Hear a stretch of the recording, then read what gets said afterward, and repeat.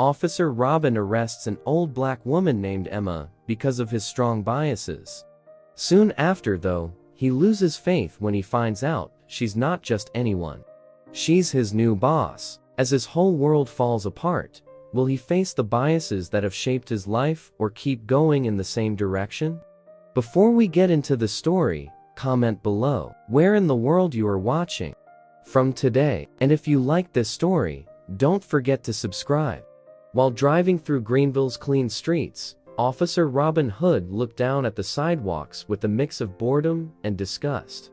The polished storefronts caught the sun and gave the well-dressed people coming and going from designer shops and fancy coffee shops a warm glow.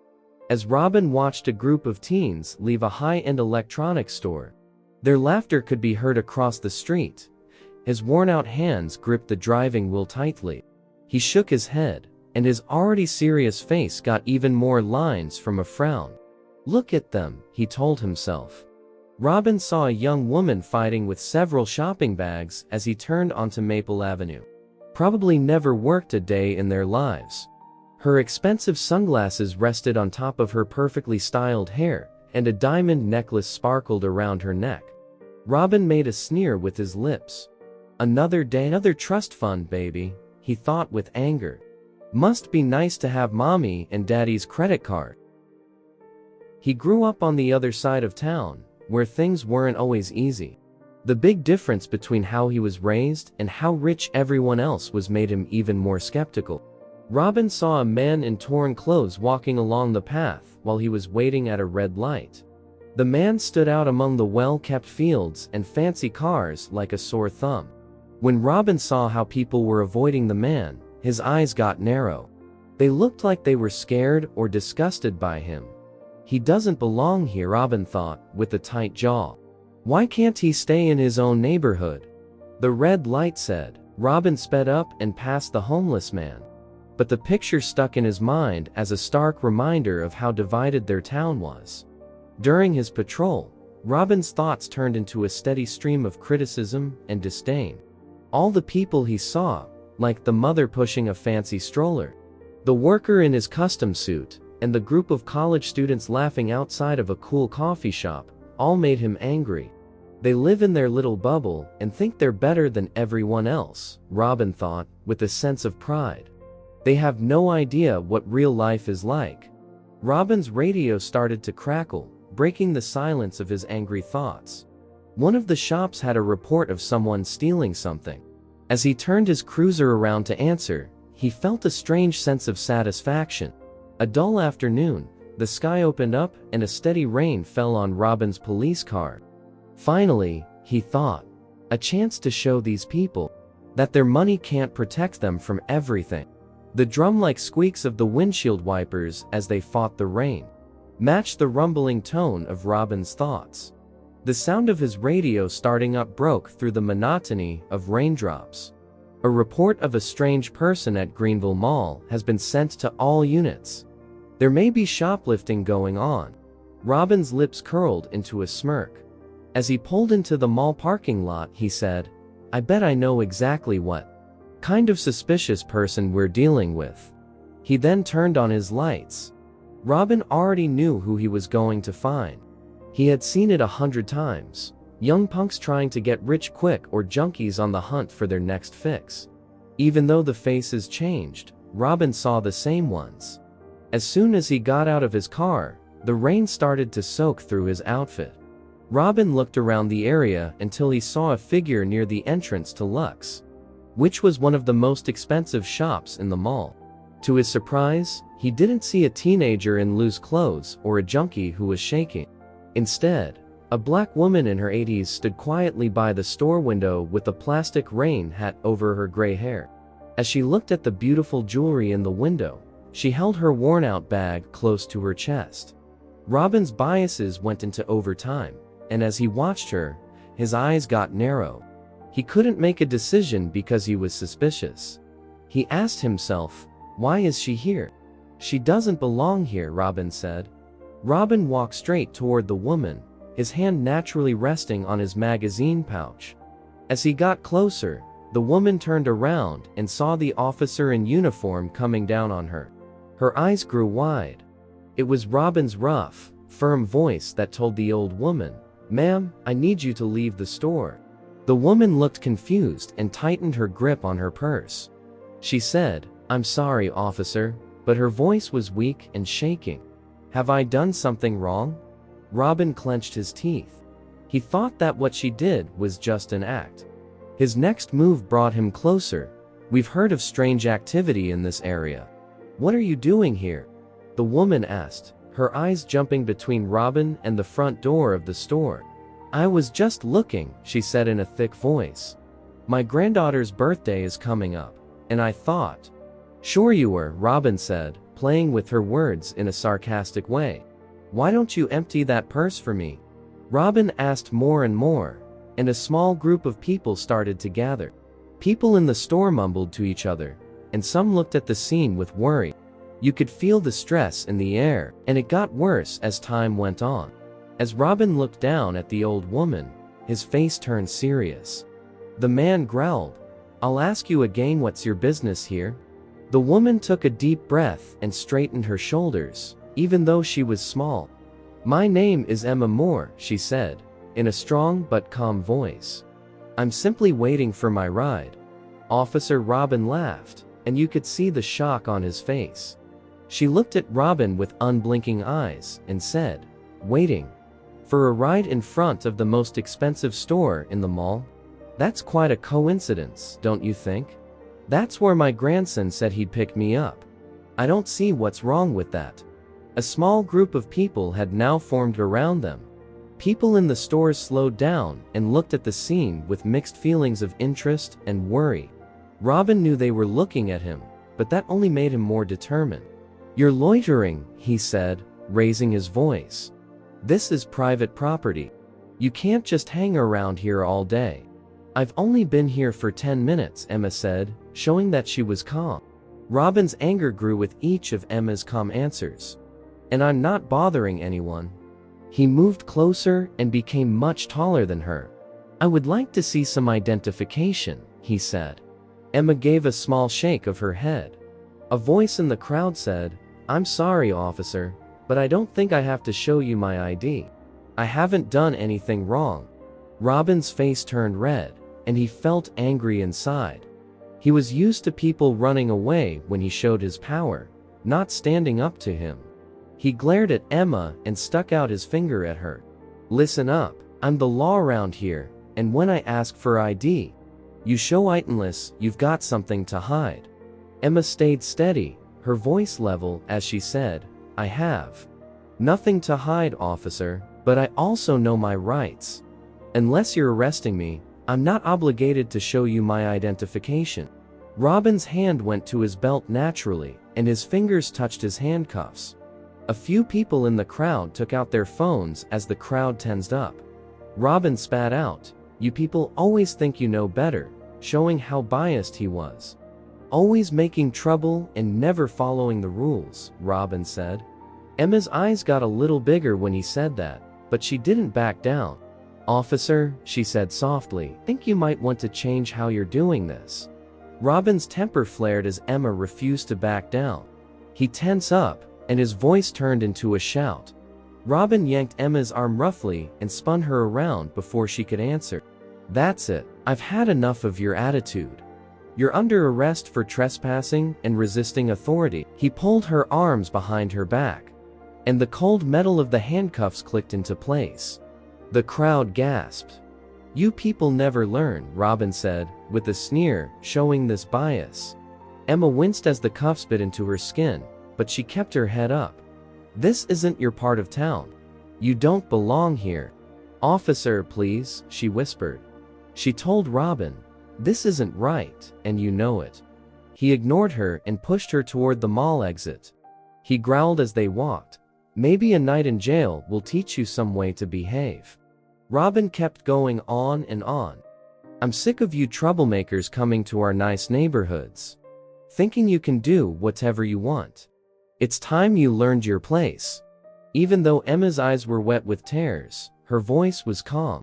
"Stayed steady," they said, My place, officer, is wherever I choose to be, just like any other citizen. A crowd followed them, and many had their phones out to record the scene. People in the crowd were shocked and angry, and some spoke up to protest, but Robin didn't pay attention to them. As soon as they got to the police car, Robin pushed Emma into the back seat. He leaned in close and spoke in a low, scary voice. It would be interesting to see how smart you are when you explain this to the judge. Emma looked at him with sad and determined eyes. She said in a low voice, I pray you'll see the error of your ways someday. Any more talk was cut off when Robin slammed the door shut. He turned around and faced the crowd with his gun in his hand. He got into the driver's seat and looked in the rearview mirror to see himself. Show's over, folks. Move along now. His face lit up with doubt for a split second, but he quickly brushed it off. He told himself that keeping the streets safe was just his job. That was important. With one last look at the crowd that was leaving, Robin started the car and pulled away from the curb. Emma sat quietly in the back. As Robin walked into the police station, he grabbed Emma's arm tightly. He walked her through the busy station with a smug smile on his face.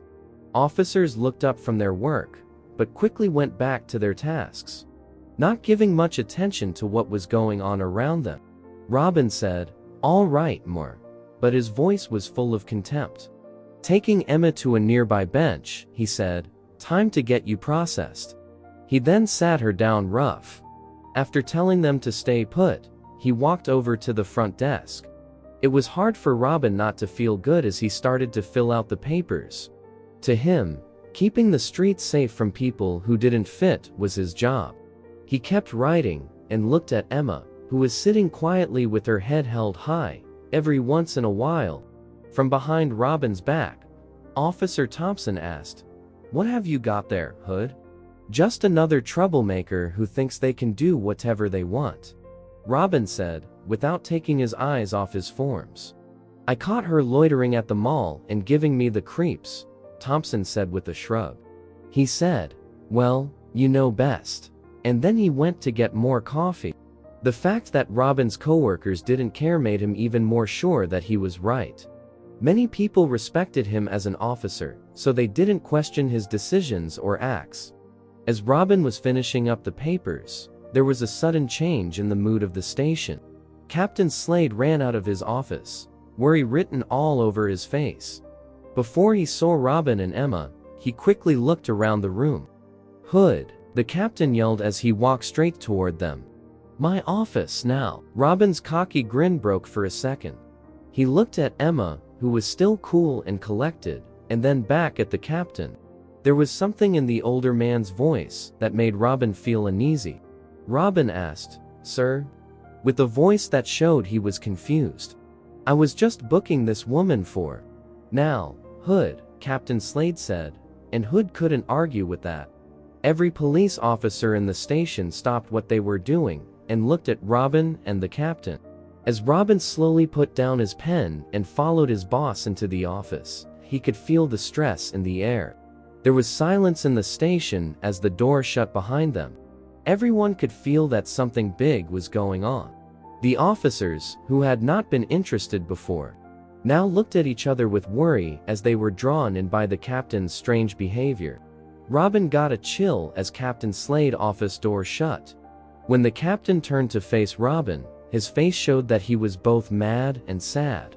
Captain Slade asked Hood in a low, in-charge voice, "Do you know what you've done?" Robin took a deep breath. "Sir, I was just doing my job." "That woman was." "That woman," he said, "is Emma Moore, the newly appointed director of the city's police oversight committee." Robin felt like he was hit in the gut by the words. The bad news hit him so hard that he could feel the blood leaving his face. He opened and closed his mouth, but nothing came out. "She is in charge of our whole department, including you and me," Captain Slade said, raising his voice with each word. "And you just arrested her for loitering at a mall." Robin grabbed the back of a chair to keep himself steady because his legs felt weak. I didn't know," he said, in a stuck voice. The captain yelled, "Of course you didn't know, because you didn't bother to find out. You saw an elderly black woman and immediately assumed she was up to no good." It hurt to hear what the captain said, but Robin knew it was true. He did things because of his biases, and now he had to deal with the results.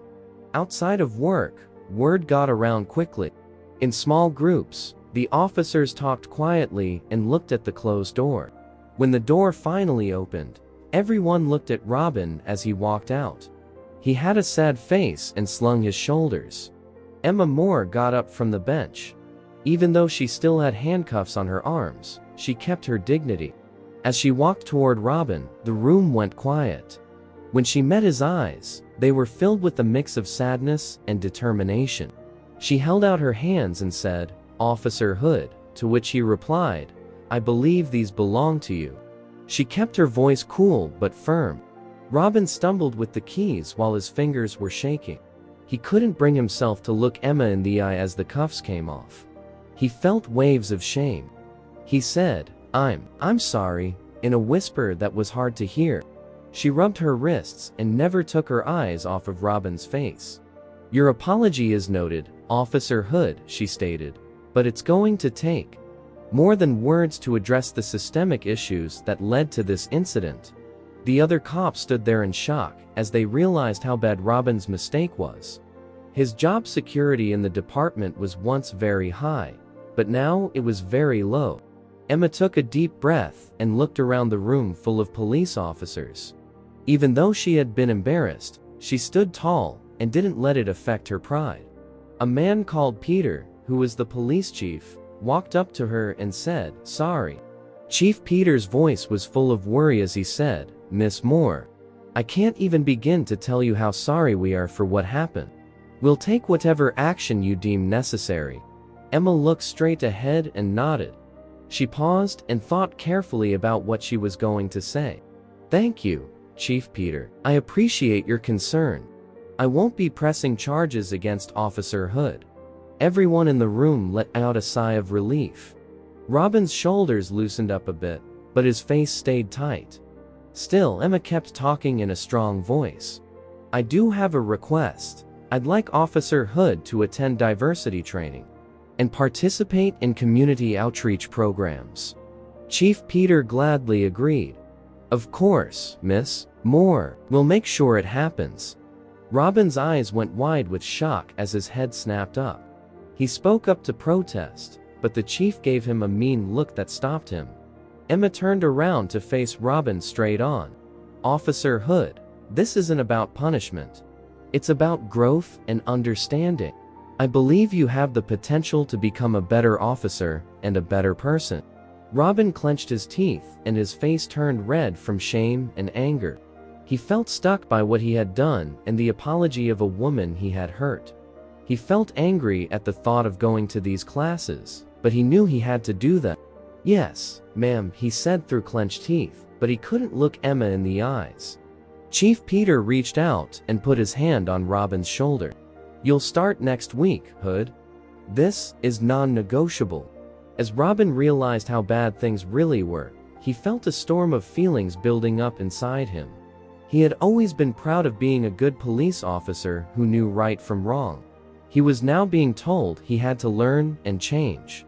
There was already a fight going on inside. Emma got her things together and got ready to leave. The officer-filled room was her last stop before she left. "I'm excited to work with all of you to make our community a better place," she said, her voice full of hope and determination. As the door shut behind her, Robin stood still. He felt the weight of what he had done and the journey that lay ahead of him. Robin would have to face his prejudices and biases, whether he wanted to or not. The tension was set. After a week, Robin slouched in his chair and crossed his arms over his chest. There was a lot of talking going on in the meeting room at the community center, but he kept quiet and frowned. That evening on Tuesday, he didn't want to be here at all. A friendly voice said, "Welcome everyone, I'm Tina, and I'll be leading our diversity training sessions." Robin laughed. A young woman named Tina stood at the front of the room with a big smile on her face. Her energy made him even more angry. Tina offered, "Let's go around and say hello to everyone." Robin's thoughts wandered as folks talked about their names and where they were from. He wasn't interested in these people or their lives. He thought this was all for no reason and a waste of time. A voice from Tina asked, "And you, sir?" This woke Robin up. "Robin Hood," he said quietly. "Police officer." A few people moved around in their seats in an uncomfortable way. Robin saw how they were reacting and felt a little better. At least he was still in charge here. Tina said, "Yes," and her smile never left her face. "Thank you, Robin. Now, let's begin with some personal stories. Who would like to share an experience of discrimination they've faced?" A man in his 40s raised his hand. He started by saying, "My name is Miguel. Last month, I was followed around a store by security. They thought I was stealing just because of how I look." Robin tried not to roll his eyes again. He didn't believe half of the things he heard. Like this. More people talked about their lives. One young woman talked about not getting promoted. And the other old man talked about being badly treated at a restaurant.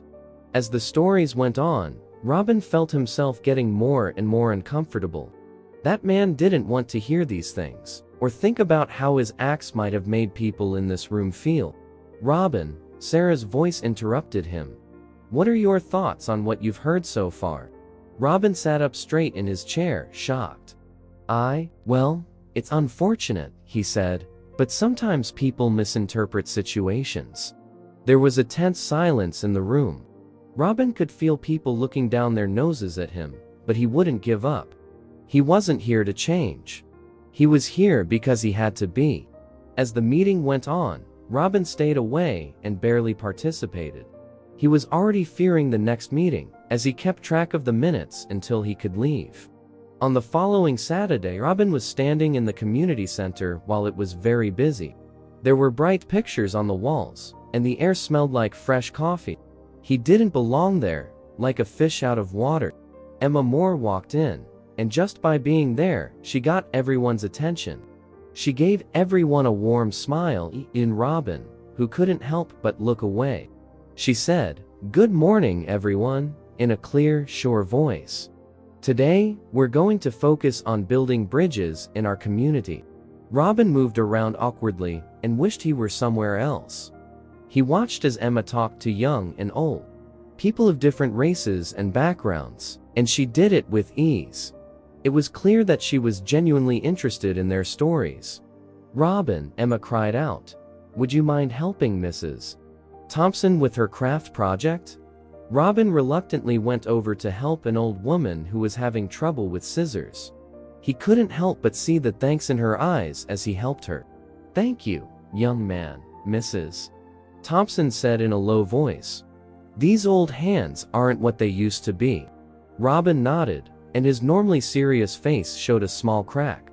During the day, Emma led different events and always found ways for Robin to be a part of them. He helped serve lunch, talked with the group, and even played a game with some of the kids. When Robin watched Emma talk to a group of teens, he had a strange feeling. She was kind, but strong in what she said, and her advice was clear and polite. He thought it made him think of someone, but he couldn't put his finger on it. Someone next to him said, "You know, she makes me think of my grandmother." Robin looked up and saw Miguel, the man he had met in his diversity training. "Always patient, always willing to teach," Miguel said, even when people didn't want to learn. Robin didn't say anything, but Miguel's words made sense to him. He started to look at Emma more closely. He noticed how she paid close attention to everyone and made each person feel important. Robin helped clean up at the end of the day, which surprised him by how willing he was to stay. Emma walked up to him with sparkling eyes. "Thank you for your help today, Robin," she truly said. "I hope you found it as rewarding as I did." Robin mumbled an answer because he wasn't ready to say that the day wasn't as bad as he thought it would be. He felt a slight change inside him as he walked to his car. That morning, the community center seemed so strange. Now, it didn't seem quite so scary.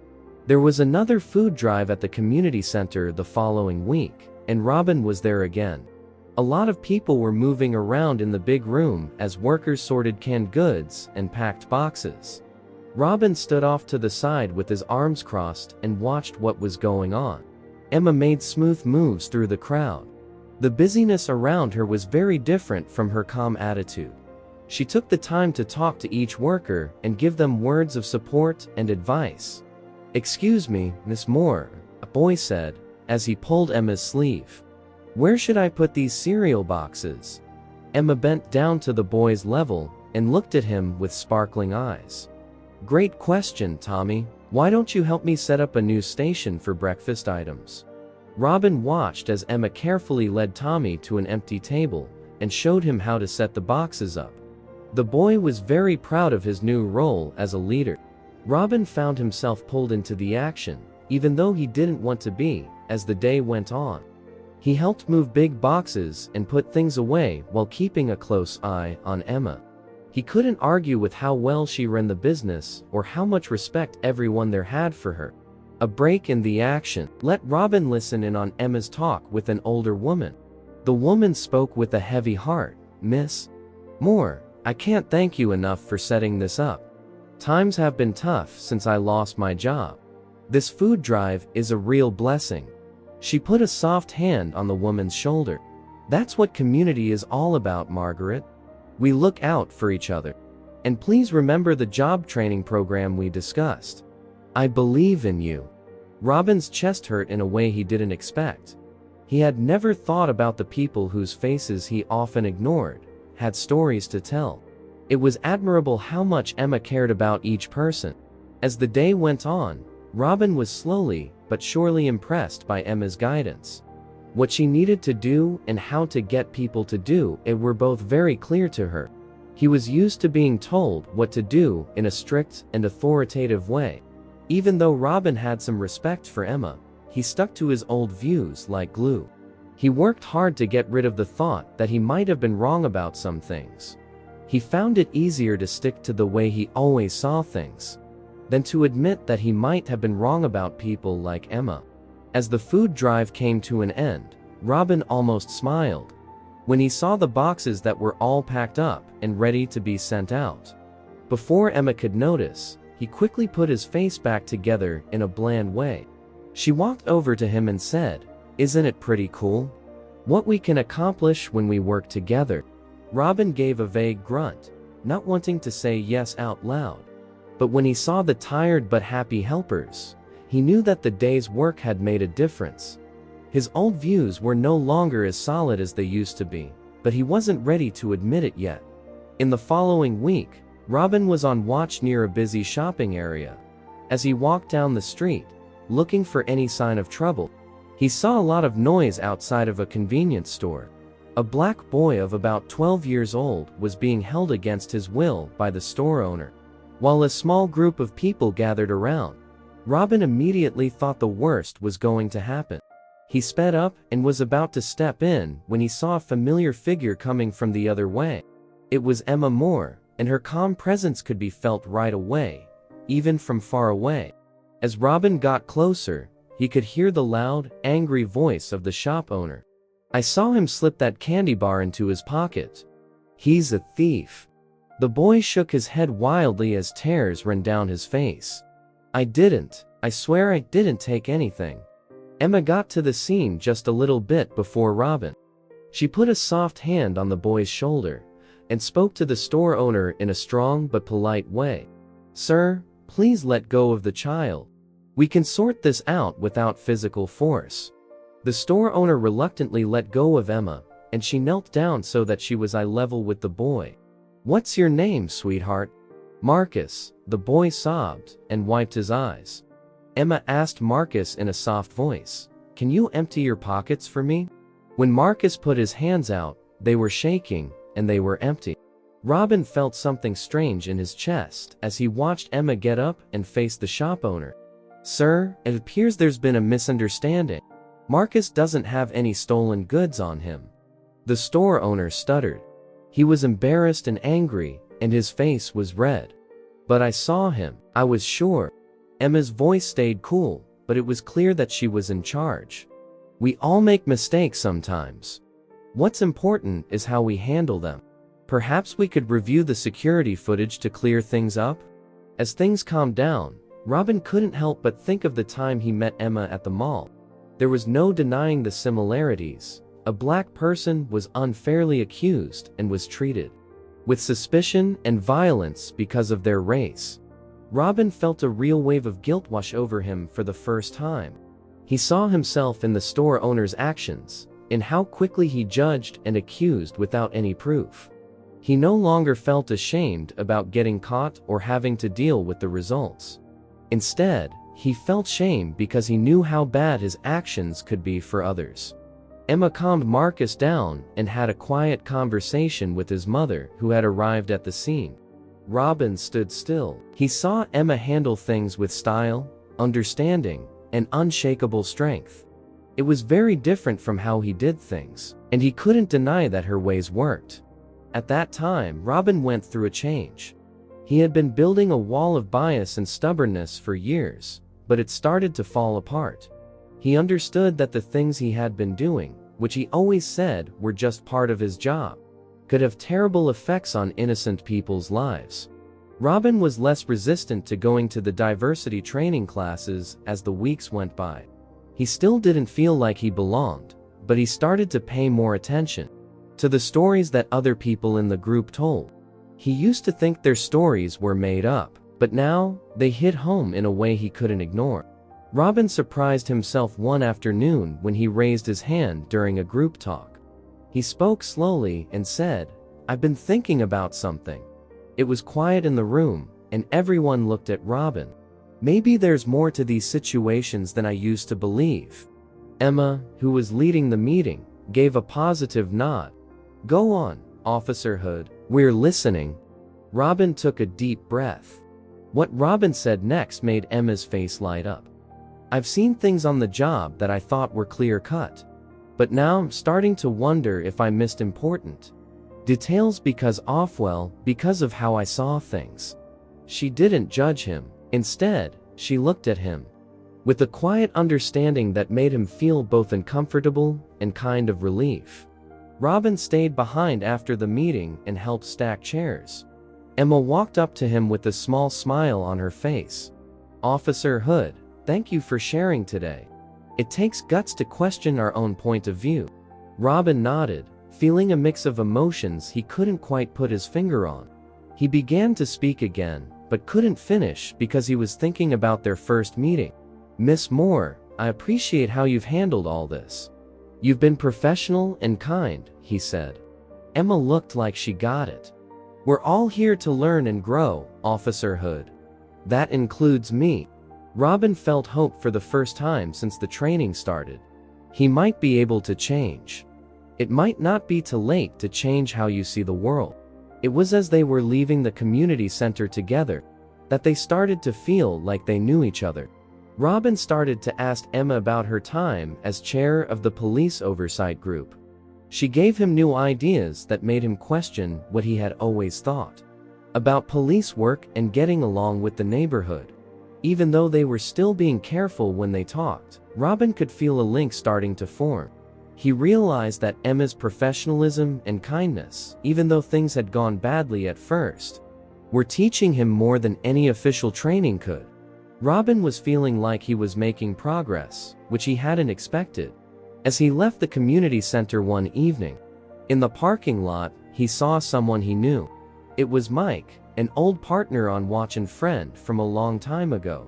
Well, if it isn't Robin Hood," Mike said, with a grin. Robin got a knot in his stomach when he heard, "I heard you've been spending a lot of time here lately." "Hey Mike, I've been going to some programs," she said. Mike's grin turned into a sneer. Robin moved around uncomfortably. "Programs? Is that what they're calling it now? It looks more like brainwashing to me." Mike moved closer and lowered his voice. "It's not like that. I'm just learning some new points of view. New perspectives. Come on, Robin. We both know what's really going on here. You're going soft." Robin wasn't ready for how badly the claim hurt him. He said, I'm not going soft. Mike laughed and said, I'm just trying to do my job better. Better? By what standard? The bleeding hearts who think we're all corrupt. The people who've never walked a beat in their lives? Robin felt his resolve wane. Mike's words made him think of the things he had been trying to avoid. Remember who we are, Rob, Mike said in a serious voice. We're the thin blue line. We're the ones who keep order in this city. Don't let them make you forget that. Robin's thoughts raced. He thought of Emma and the stories he'd heard in training. But he also remembered how good it was to work with Mike and feel like they had a purpose as police officers. I haven't forgotten, Robin said, but his tone was shaky. Mike agreed with a nod and a smile on his face. I'm still a cop. Good. Don't let them change you, Robin. We need guys like you who know how things work. Mike left, leaving Robin standing still in the parking lot. He felt like he was making progress, but it all seemed to fall apart around him. He started to have doubts about the new ideas he had been thinking about. Robin climbed into his car and tightly gripped the driving wheel. He was torn between two worlds, the safe comfort of his old views, and the strange new world of change. He kept thinking about Mike's words as he drove home. They made him question everything he had learned in the past few weeks. Robin was completely shocked by what he saw with Mike. Over the next few days, he pulled away from the community work he had reluctantly started to do. Eventually, he started arriving late to meetings and no longer participated fully. Emma saw that Robin's mood had changed. His eyes, which had begun to show signs of understanding, were now guarded. She saw him pull away from the group and choose to sit alone instead of talking to anyone. Robin stood off to the side with his arms crossed during a neighborhood event in the park. Emma walked up to him, a worried look on her face. She asked Robin in a soft voice, "Is everything okay? You seem different lately," she said. Robin tightened up and raised his guard. "I'm fine," was his short answer. "Just doing what I have to do to get through this." She sighed. Something in Robin snapped. "I thought we were making progress. You seemed open to new ideas." Since he talked to Mike, he had been having doubts that came to the surface. New ideas? He laughed. Emma was shocked and asked, "You mean learning how to be soft on crime? How to let people walk all over us?" "That's not what this is about, Robin. It's about understanding and serving our community better." Robin's face turned serious. It hurt to hear those words. Our community? You mean your community? Some of us still remember what it means to be a real cop. Emma's face fell, and her eyes showed that she was sad. But, as she always did, she didn't strike out. She instead took a big breath and stayed perfectly calm. "I see," she said, in a low voice. Emma said, "I'm sorry you feel that way." She then turned around and left, leaving Robin to deal with his new views and the weight of his hurtful words. Robin did not move as he watched Emma's figure walk away. The weight of what he said hit him hard, making him feel empty and guilty. He ran his hand through his hair, feeling bad about what he had done. He asked himself, "What have I done?" For the rest of the event, Robin stayed by himself and didn't look at anyone. Seeing Emma's sad eyes or the tired looks on the faces of the other helpers was too much for him to bear. He got away as quickly as possible and drove home while dizzy. Robin spent the next few days by himself. He didn't go to work because he was sick and couldn't face his co-workers or the people he had been working with. His flat turned into both a safe place for him to stay and a prison. For hours, he just stared at the TV, not seeing or hearing anything.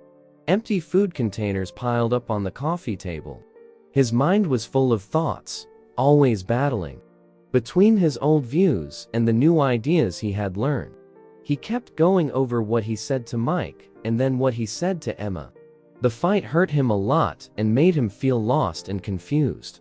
In the bathroom mirror one afternoon, Robin found himself staring at himself. Almost no longer recognized the man staring back at him. He wasn't shaved. His eyes were bloodshot, and he looked nothing like himself. He looked at himself and asked, Who are you? Are you the tough cop who doesn't take crap? Or are you something else? The question was left unexplained.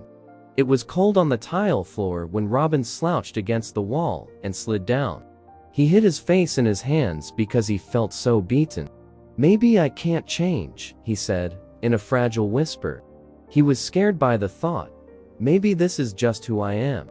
Robin understood for the first time that he didn't want to be that person anymore.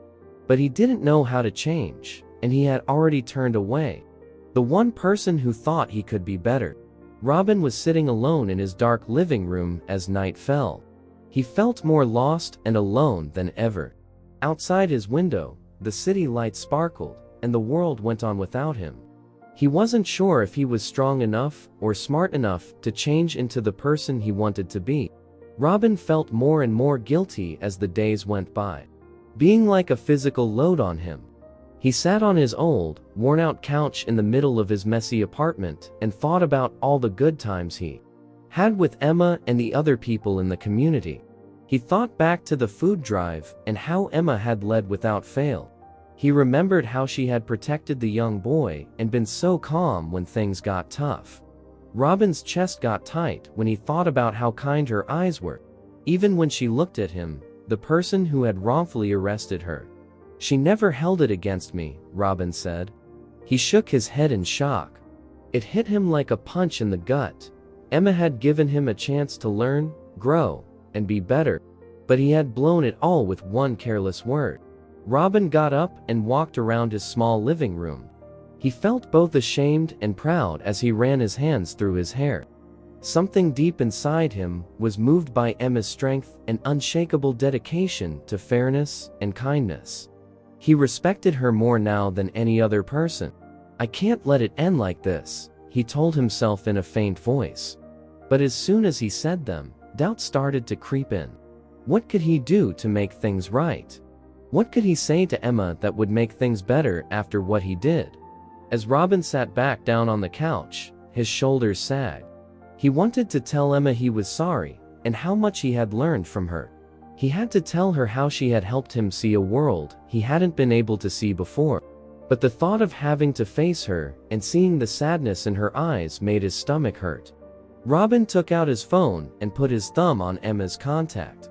The community service program gave him her number, but now it felt like a lifeline he didn't deserve. Come on, Robin, he told himself. Try told him, but his finger wouldn't move.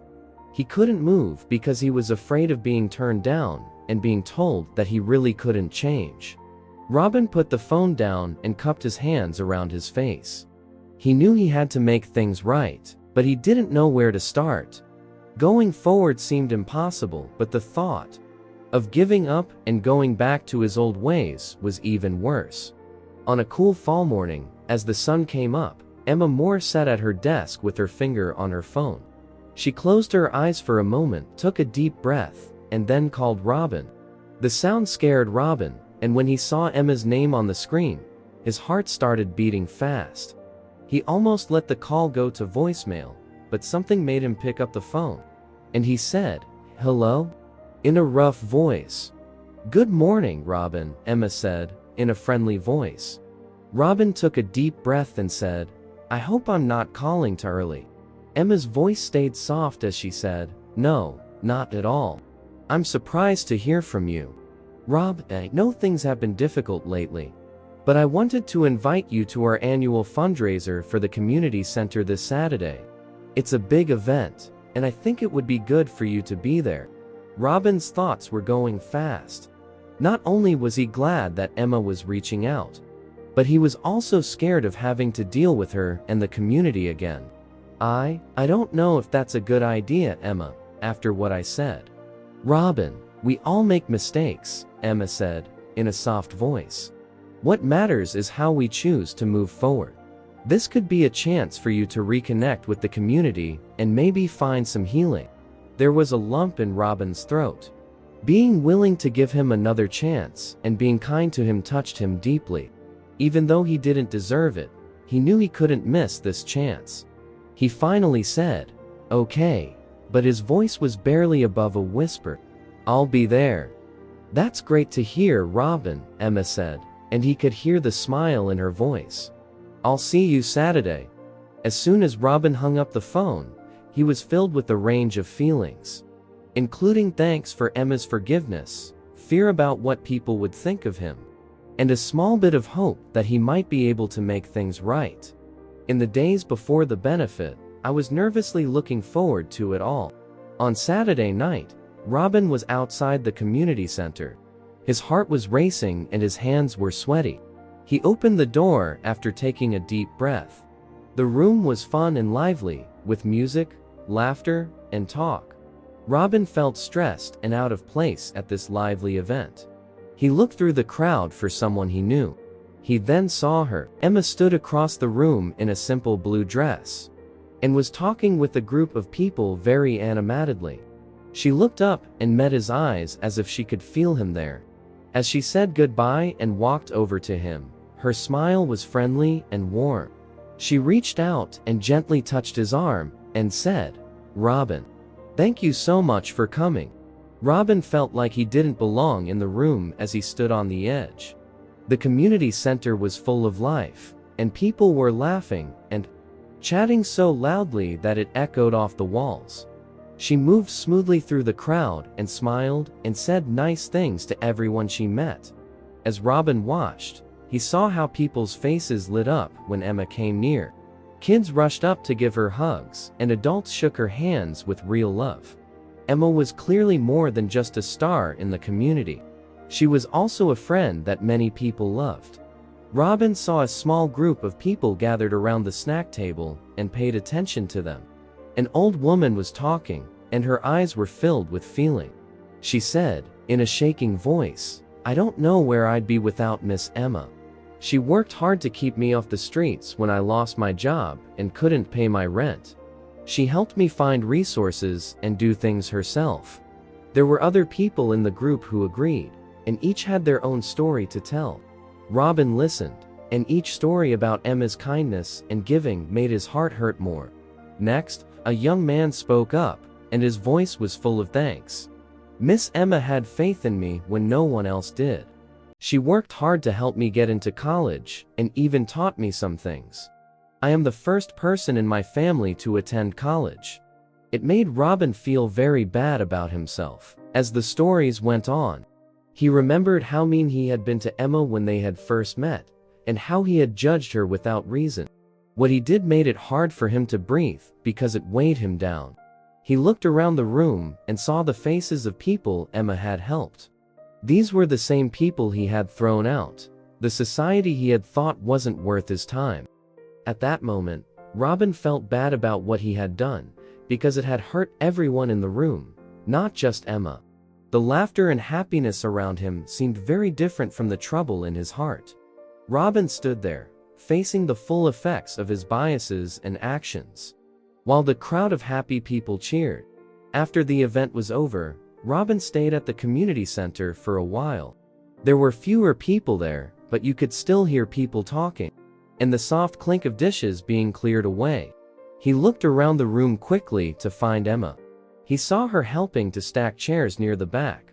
Robin took a deep breath and walked over. As he got closer, his heart was beating fast. "Miss Moore," Robin said, in a soft voice that was full of feeling. "May I have a moment to talk to you?" Emma agreed and put down the chair she was holding. "Of course," Officer Hood said. "What are you thinking about?" Robin took a deep breath and shook his hands together. "I'm sorry for what I did. A big one." Emma's face stayed blank, but she motioned for him to go on. "It was wrong of me to treat you that way at the mall and again during the training."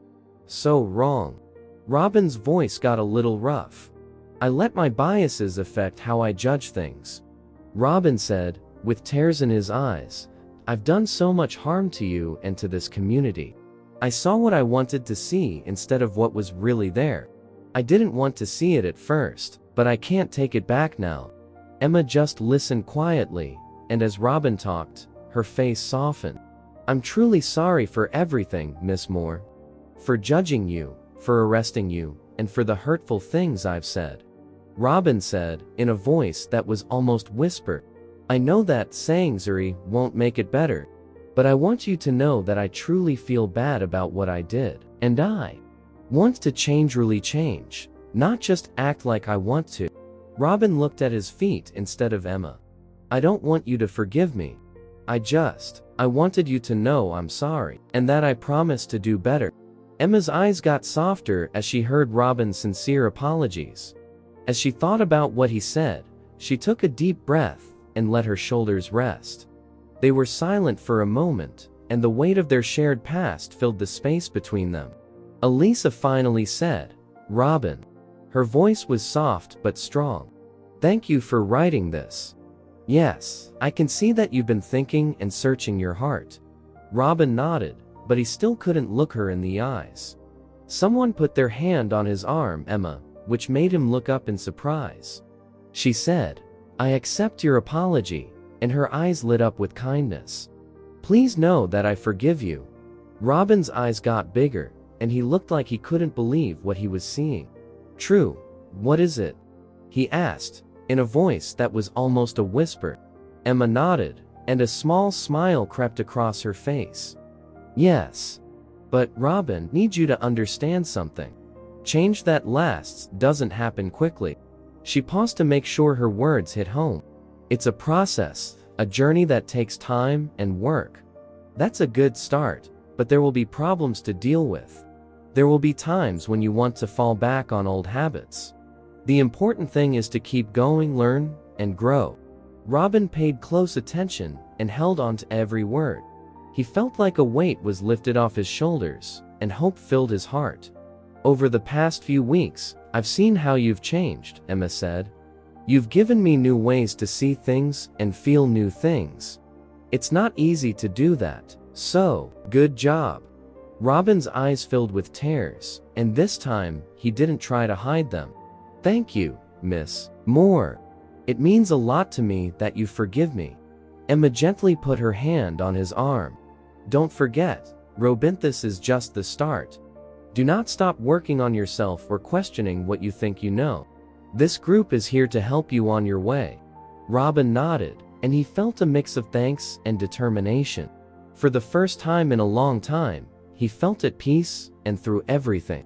The road ahead wouldn't be easy, but he knew he was strong enough to handle it with Emma's help and acceptance. While Robin was still thinking about Emma's mercy, she took a deep breath and looked at him with a kind but firm gaze. Little by little, Emma said, "Run. I need to tell you something else." Robin creased his face because he didn't know what else to say. "Miss Moore, what is it?" For a moment, Emma's eyes looked far away, like they were reaching back in time. "Robin knew your family when you were a little boy a long time ago." Robin's eyes got really big in shock. You knew my family?" Emma said, "Yes," in a soft but strong voice. "Your mother was having a hard time after your father died. Making ends meet and taking care of you at the same time. She worked 2 jobs. Robin just stood there, speechless.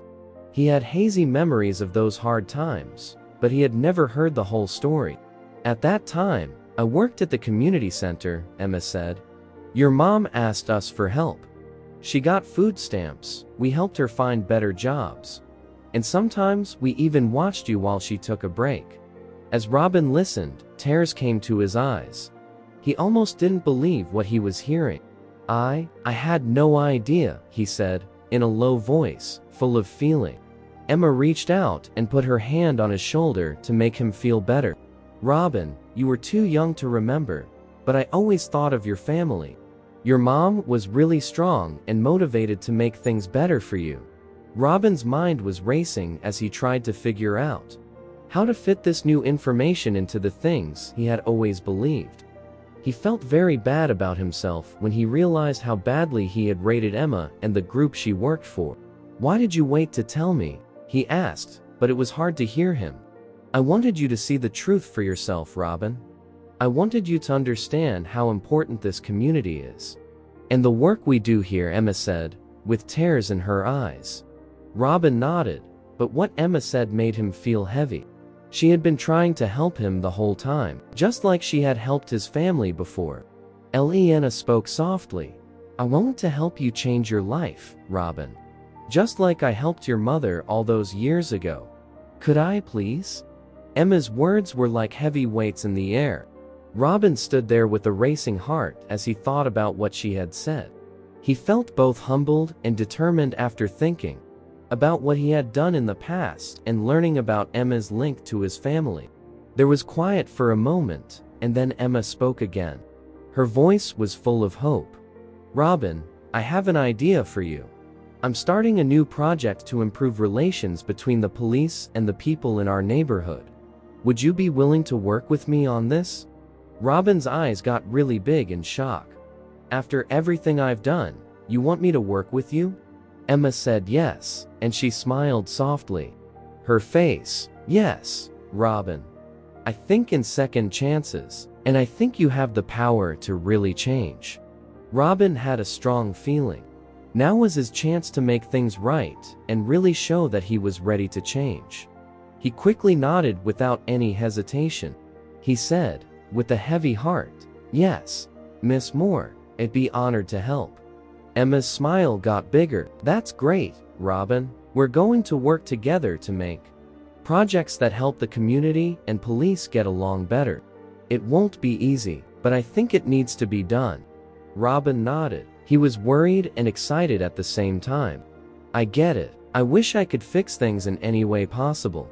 Robin worked hard with Emma on the project for a few weeks. They planned workshops and outreach events at the community center for long hours. Robin learned more about the people in the community that he had negatively judged before. As they got ready for their first workshop with the community and the cops. In the afternoon, Robin looked at Emma. I'm so grateful for this chance, Miss Moore, she said. I had no idea I'd be doing this. Emma gave him a warm smile. All is well with you, Robin. Your insight as a police officer is very helpful to this project. Robin was very proud of what she said. He was finally putting his past to good use, doing something that would really make a difference. The day of their first workshop was coming up, and Robin was both worried and determined. He knew it would be hard to face his fellow cops and the people in the community who he used to look down on. But he was ready to do it, to show everyone that people could change for the better. As Robin and Emma planned neighborhood events and outreach programs together, there was a clear change that could be seen. The tension that had been in their relationship slowly went away, and they started to accept and understand each other more. In the park one sunny afternoon, they were getting ready for a neighborhood cookout. Robin was setting up tables when he heard some kids pointing and talking about him. Isn't that the mean police officer? A kid asked. Robin's heart sank, but Emma stepped in before he could do anything. That's Officer Hood, she said, without being rude. He's here today to help us. Why don't you kids show him where the games are? The kids paused for a moment, then slowly walked toward them. Robin smiled hesitantly, because he didn't know how to talk to them. Hey there, he said, please help me with these games. What do you think we should do with them? To Robin's surprise, the kids were quick to give ideas. As they worked together, their initial tiredness went away and was replaced by chatter and laughing. Robin really liked being with them, which is something he never thought would happen just a few months ago. Emma stood back and smiled as she watched from afar. She could see that Robin had changed. He was becoming more open and involved with the community in ways that he had never done before. During the following weeks, Robin's face became more common at neighborhood events. He helped set up meetings for Neighborhood Watch, took part in training programs for kids, and even helped out at the local food bank. Over time, the community's view of him changed with each encounter. One night, an older woman came up to Robin after he had talked about the importance of community police at a successful town hall meeting. Officer Hood, she said, with a smile. I remember the first time you came this way. I had no faith in you at all, but now, you've shown me I was wrong. We're glad to have you on our side. Robin could feel a lump in his throat. He said, thank you, ma'am, with a heavy heart. That means more to me than you know. Robin looked at Emma as they walked back to their cars. That night, "You know, Miss Moore, I never thought I'd say this, but I feel like I belong here. I'm part of something important." Emma said yes, and her eyes lit up with joy. "Yes, Robin, it's wonderful to see that you've become a friend to this group." Robin smiled, and he could feel a warmth going through his chest. He felt truly fulfilled for the first time in his career because he knew he was making a change in people's lives for the better. On a warm summer evening, as the sun went down, Robin and Emma stood next to each other and watched the busy community event they had planned together. There was music, laughter, and the wonderful smell of grilled food in the park. At the picnic tables, families sat down, kids played on the grass, and neighbors talked loudly to each other. Robin looked around the scene and took in everything he saw. There was a warmth in his chest that had nothing to do with the weather.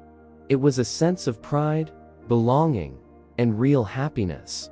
He took a quick look at Emma, who was happily watching some kids play a game that they had set up earlier. "You know, Emma," Robin whispered, "I never thought I'd be standing here like this in a million years."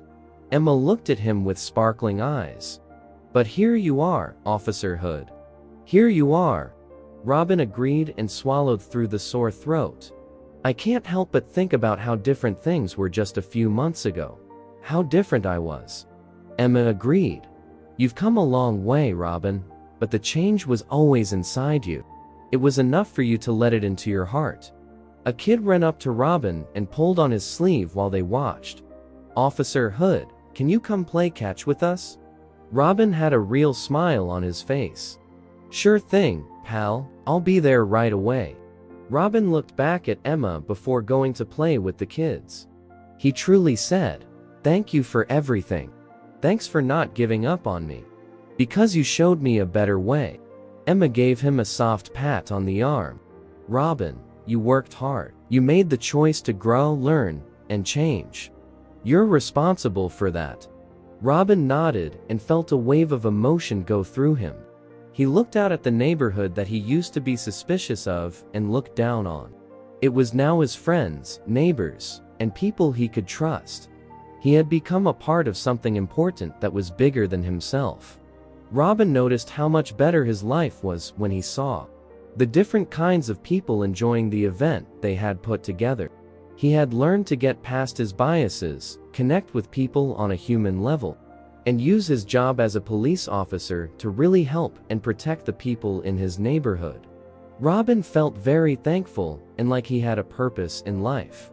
He knew that this was just the start. He promised to keep going on this path, to become a better person every day, and to work hard to make his town more accepting and respectful. Robin felt at peace as he joined the kids in a game of catch. He knew he was exactly where he was supposed to be. If you enjoyed the story of Emma and Robin, I handpicked this next story that will touch your heart. Please don't miss this one. Click here to watch it.